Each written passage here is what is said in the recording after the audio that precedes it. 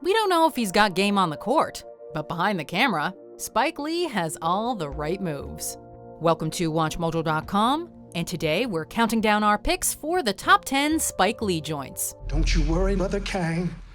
They got it all on videotape.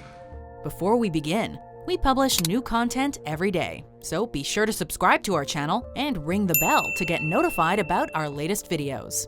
For this list, we're looking at the best movies Spike Lee has directed.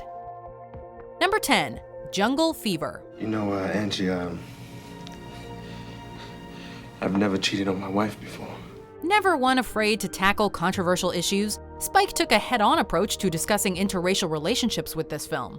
Starring Wesley Snipes as Flipper, a married man who has an affair with his white co-worker, the movie openly discusses the social mores their coupling breaks, as well as the serious repercussions it has on their loved ones. Why are you throwing my papers out the window? Verging on melodrama, a lot goes down in the movie that's just on the right side of being over the top.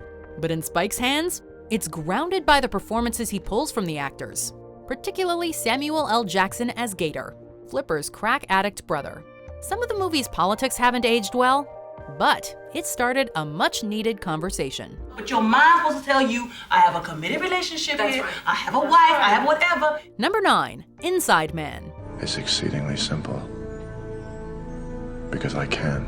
Not many directors have a filmography as varied as Spike's, but lucky for us, he has proven he has the range.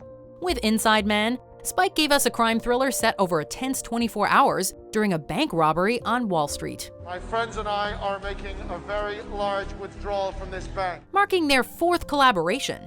Denzel Washington played the straight man as a detective trying to negotiate with Clive Owen, the ringleader behind the heist. You planned every inch of this thing right from the start, and you got everybody marching to your beat, including me, and I'm through buying it. Unlike Spike's other films, this one has a strong focus on the plot, and his tight execution behind the camera differentiates the caper from other heist flicks with a similar story. Can't hide quality like that. Number 8, Chi-Raq. As long as you love the life more than a wife, we struck. Coming from anyone else, the plot of Chi-Raq would sound utterly ridiculous. A group of women in Chicago make a pact to stop having sex with their partners as long as the city's gang violence continues.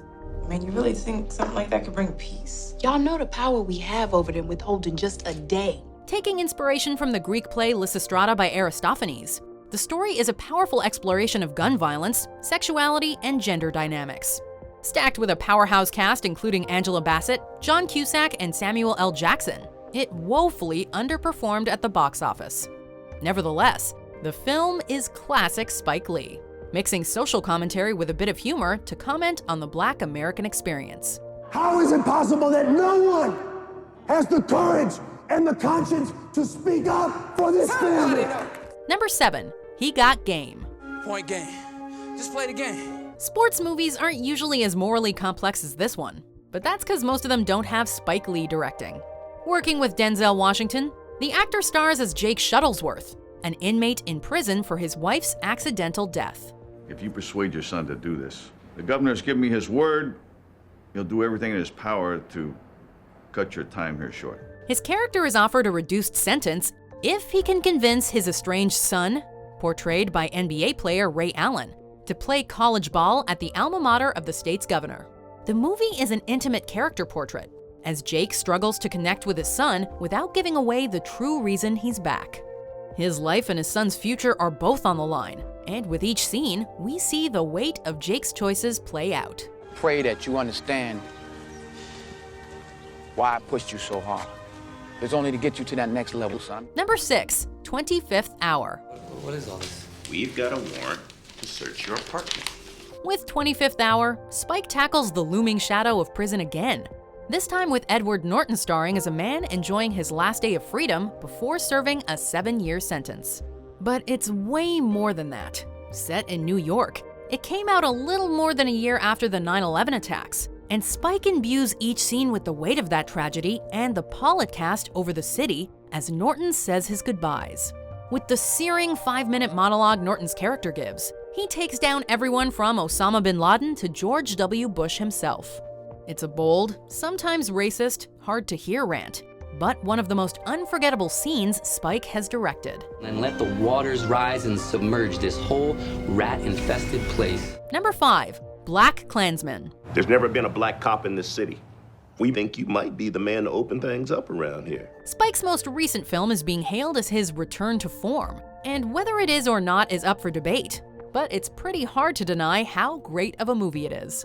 Starring John David Washington, Denzel's son, and based on a true-life story, it follows a black police officer who infiltrates the Ku Klux Klan by developing a relationship with the leader of a local chapter. We'll need a white officer to play me when they meet face to face. The film is a wild comedic ride that explores race relations, the role of the police, and racial inequality.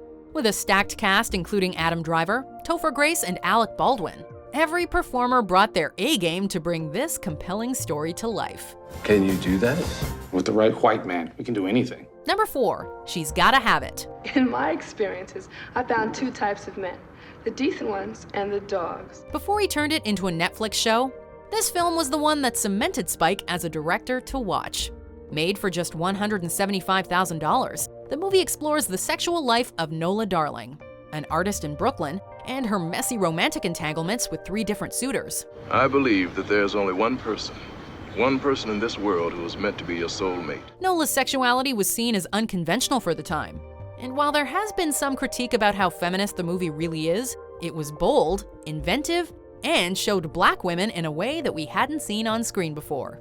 It also gave us the iconic character of Mars Blackman, played by Spike himself, who went on to star in his own Nike commercials. What about Nola Darling? What do you want to know? Number 3. 4 Little Girls. The first bombing was in December 1956, Christmas night. While he's known more for his narrative films, Spike has proved he's an excellent documentarian too, with this movie about the 16th Street Baptist Church bombing that took the lives of the titular girls. And later again with When the Levees Broke, a Requiem in 4 acts, a film about post-Hurricane Katrina New Orleans.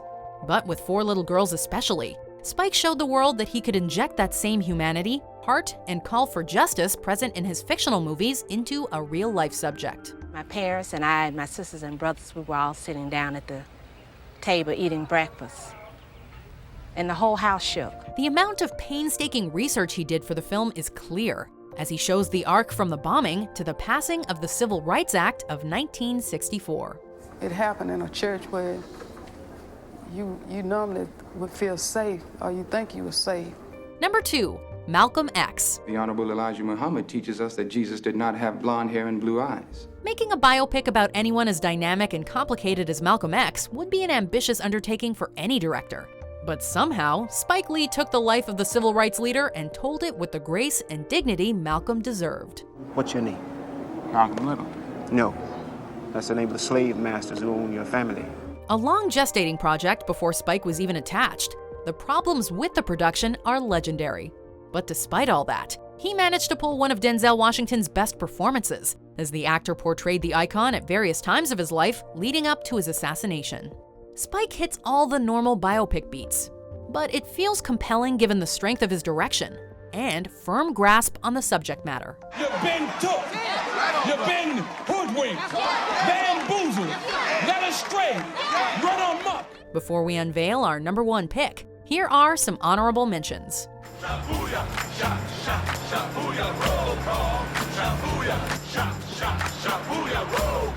Y'all move to the moon, damn it, we coming to the moon. Oh, we'll be right behind y'all in space shuttles with Cadillac grills. Pop, pop, poppity pop, barrel goes down. Shooter does a Carl Lewis. Neighborhood says there's 4 shots fired. Number 1, Do the Right Thing. Boycott style. Go! Yo, boycott style. A small little indie film made on 1/10 of a normal Hollywood budget, Do the Right Thing has become one of the most enduring movies of the last 30 years. Even more, it's one of the most important movies in American cinema due to its portrayal of race relations in America. Who's your favorite basketball player? Magic Johnson. Who's your favorite movie star? Eddie Murphy. Who's your favorite rock star? Prince. You're a Prince Boss, Bruce. Set during the hottest day of the summer, it's an inventive film that tells the story of the racial unrest between the black inhabitants of Bed-Stuy, Brooklyn, and the white owner of the local pizza shop. It's a powder keg from start to finish, as the story eventually leads to a riot in the neighborhood. The movie is full of career-defining performances and encourages audiences to examine their own views. Fight the power! Fight the power! We've got to fight the powers that be! Do you agree with our picks? Check out these other great clips from WatchMojo, and be sure to subscribe and ring the bell to be notified about our latest videos.